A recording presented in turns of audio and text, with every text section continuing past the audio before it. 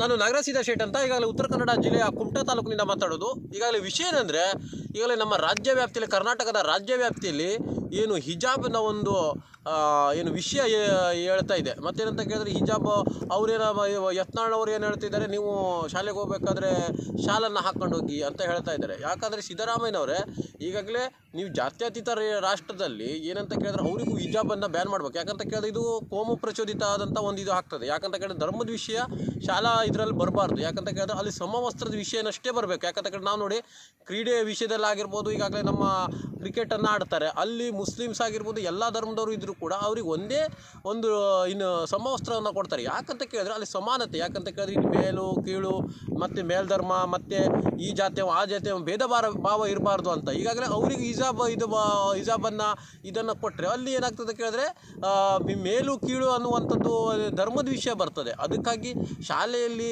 ಎಲ್ಲ ಮಕ್ಕಳಿಗೆ ಸಮವಸ್ತ್ರ ಯಾಕೆ ಕೊಡ್ತಾರೆ ಅಂತ ಕೇಳಿದ್ರೆ ಅಲ್ಲಿ ಧರ್ಮದ ವಿಷಯ ಆಗಿರ್ಬೋದು, ಜಾತಿಯ ತಾರತಮ್ಯ ಆಗಿರ್ಬೋದು ಯಾವುದು ಇರಬಾರ್ದು ಅಂತ. ಯಾಕಂತ ಕೇಳಿದ್ರೆ ಅವರ ಒಂದು ಪಳ್ಳಿ ಒಳಗಾಗಿರ್ಬೋದು, ಅವ್ರ ಮನೆ ಒಳಗೆ ಬೇಕಾದ್ರೆ ಹಿಜಾಬನ್ನು ಅವರು ವೈಯಕ್ತಿಕವಾಗಿ ಧರಿಸ್ಕೊಳ್ಳಿ, ಅದನ್ನು ನಾವು ವಿರೋಧ ಮಾಡೋದಿಲ್ಲ. ಯಾಕಂತ ಕೇಳಿದ್ರೆ ಇಲ್ಲಿ ಸಾರ್ವಜನಿಕ ವಲಯದಲ್ಲಿ ಶಿಕ್ಷಣ ಕ್ಷೇತ್ರದಲ್ಲಿ ಮತ್ತೇನಂತ ಕೇಳಿದ್ರೆ ಈಗಾಗಲೇ ಇದು ಏನು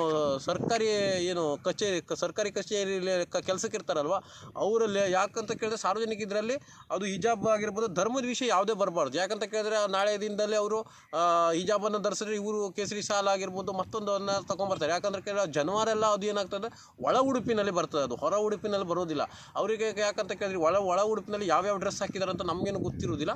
ಅದಕ್ಕಾಗಿ ಏನಂತ ಕೇಳಿದ್ರೆ ಈ ಹಿಜಾಬ್ ಅನ್ನೋದೇನಾಗ್ತದೆ ಅಲ್ಲಿ ಧರ್ಮದ ವಿಷಯ ಬಂದುಬಿಡ್ತದೆ. ಧರ್ಮದ ವಿಷಯ ಬಂದರೆ ಕೋಮು ಪ್ರಚೋದಿತ, ಒಂದು ಕೋಮಿನಿಂದ ಇನ್ನೊಂದು ಕೋಮಿಗೆ ಪ್ರಚೋದನೆ ಕೊಡುವಂಥದ್ದಾಗ್ತದೆ. ಯಾಕಂದರೆ ಶಿಕ್ಷಣ ಕ್ಷೇತ್ರದಲ್ಲಿ ಉನ್ನತ ಮಟ್ಟದ ಶಿಕ್ಷಣ ಪಡೆಯೋದರಲ್ಲಿ ವಿಫಲರಾಗ್ತಾರೆ. ಮತ್ತು ಮಕ್ಕಳು ಒಂದು ಏನು ಪ್ರಗತಿಪರ ಮತ್ತೇನಂತ ಕೇಳಿದ್ರೆ ಹೆಚ್ಚಿನದಾಗಿ ಫಲಿತಾಂಶ ಪಡೆಯೋದರಲ್ಲಿ ಅವರು ವಿಫಲರಾಗ್ತಾರೆ. ಯಾಕಂತ ಕೇಳಿದ್ರೆ ಧರ್ಮದ ಒಂದು ಇದನ್ನು ಡೈವರ್ಟ್ ಆಗ್ತದೆ ಮತ್ತು ಮೊದಲು ಈಗಲಿಂದನೂ ಕೂಡ. ಅದಕ್ಕಾಗಿ ಅವರಿಗೆ ಮುಂದಿನ ದಿನಗಳು ತೊಂದರೆ ಆಗುವಂಥ ಸಾಧ್ಯತೆಗಳು ಕೂಡ ಇರ್ತದೆ. ಆ ಒಂದು ನಿಟ್ಟಿನಲ್ಲಿ ಈಗಾಗಲೇ ಸಿದ್ದರಾಮಯ್ಯನವರಿಗೆ ನಾನು ನೇರವಾಗಿ ಏನು ಹೇಳೋಕ್ಕೆ ಇಷ್ಟಪಡ್ತೀನಿ ಅಂತ ಕೇಳಿದ್ರೆ, ಕಳೆದ ಬಾರಿ ನೀವು ಪರಮೇಶ್ವರ ವಿಷಯದಲ್ಲೂ ಕೂಡ ಅದೇ ಧರ್ಮದ ವಿಷಯ ಈಗ ಚುನಾವಣೆ ಹತ್ತಿರ ಬರ್ತಿದ್ದಾಗೆ ಇಂಥ ಸಮಸ್ಯೆ ಬರೋದು ಸಹಜ. ಅದಕ್ಕಾಗಿ ಅದನ್ನು ನೀವು ಒಂದು ರೀತಿ ಸುಂದರ ರೀತಿ ಒಂದು ಸುಖಾಂತ್ಯವನ್ನು ಕಾಣಿಸ್ಬೇಕು. ಮತ್ತೇನಂತ ಕೇಳಿದ್ರೆ ಹಿಜಾಬನ್ನು ಏನು ನೀವು ಇದು ಮಾಡಿದ್ದೀ ಭಾರತ ದೇಶ ಬಹುಸಂಖ್ಯಾತರ ಹಿಂದೂಗಳಾಗಿರೋದ್ರಿಂದ ಅವ್ರಿಗೆ ಎದುರಾಕೊಂಡು ನೀವು ರಾಜಕೀಯ ಮಾಡೋದು ಭಾಳ ಡಿಫಿಕಲ್ಟ್ ಆಗ್ತದೆ. ಯಾಕಂದರೆ ಹಿಂದೂಗಳ ಒಂದು ರಿಲಿಜನ್. ಯಾಕಂತ ಕೇಳಿದ್ರೆ ನಮ್ಮ ಹಿಂದೂಗಳ ದೇಶ ಆಗಿರೋದ್ರಿಂದ ಇಲ್ಲಿಯ ಜನಸಂಖ್ಯೆ ಹಿಂದೂಗಳೇ ಜಾಸ್ತಿ ಆಗಿರೋದ್ರಿಂದ ಆ ಒಂದು ನಿಟ್ಟಿನಲ್ಲಿ ಹೇಳ್ತಾ ಇದ್ದೀನಿ.